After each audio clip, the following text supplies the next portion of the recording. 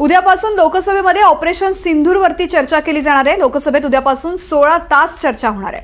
विशेष चर्चेकरता 16 तासांची वेळ निश्चित करण्यात आली आहे। 3 दिवस ऑपरेशन सिंधूरवरती चर्चा सुरू राहण्याची शक्यता आहे।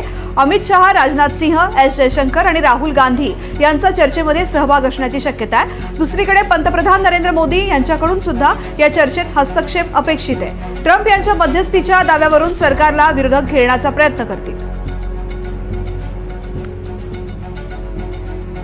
लोकसभेमध्ये उद्यापासून 16 तास चर्चा होणार आहे। एकूणच विशेष चर्चेकरता 16 तासांची वेळ निश्चित करण्यात आलेली आहे।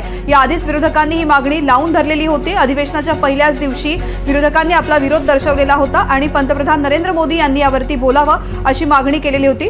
रामराजे शिंदे या संदर्भातली माहिती देतात। रामराजे, अतिशय महत्त्वाचा उद्याचा दिवस असेल, कारण तब्बल 16 तास चर्चा होणार आहे। पंतप्रधान नरेंद्र मोदी या चर्चेमध्ये बोलणार का, याचीही उत्सुकता सगळ्यांना आहे।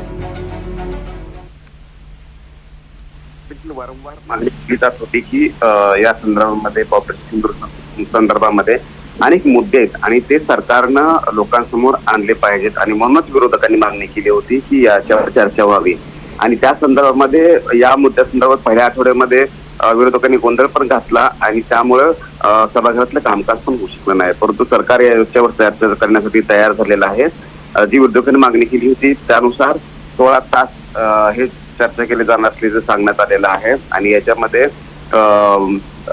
पंतप्रधान नरेंद्र मोदी हे सुद्धा संबोधित करणार आहेत। त्याच्यामुळं हे संपूर्ण 16 तास जे आहे ती चर्चा होणार आहे आणि वेगवेगळ्या पक्षाचे विरोधक एनडीए घटक पक्ष असतील किंवा इंडिया अलायन्सचे घटक पक्ष असतील आपापले मुद्दे यावेळेस मांडणार आहेत। आणि यापूर्वीच माहिती आपल्याला की उद्धव ठाकरे यांनी सांगितलेलं आहे की जे दहशतवादी हल्ला केला पहलगाममध्ये ते गेले कुठे, हा त्यांचा स्टँड घेतलेला आहे। राष्ट्रवादी शरद पवार गटाने पण हे स्टँड घेतलेला आहे की हा दहशतवादी हल्ला आहे तो वाईट प्रकारचा होता।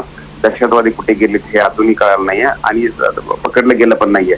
तर राहुल गांधी यांनी आरोप केला होता की जे आपले एअरक्राफ्ट गेलेले आहेत ते 3 ते 4 एअरक्राफ्ट गायब झालेले आहेत। मग आपण काही केली का हे युद्ध करण्यासाठी, पाकिस्तानला सांगून हे युद्ध केलं का, त्याचबरोबर ट्रम्पनं मध्यस्थी का केली। तर अशा प्रकारचे अनेक प्रश्न आहेत आणि ज्याची उत्तर जे आहेत ती या चर्चेच्या वेळी मिळणार आहेत। रामराजे, या चर्चेमध्ये विरोधकांकडून आणि सरकारकडून कोण कोण बोलणार आहे या संदर्भातली माहिती मिळाली आहे?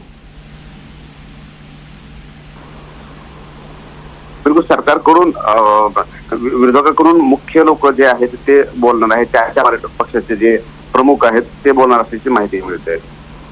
निश्चित रामराजे, धन्यवाद संपूर्ण माहिती करता।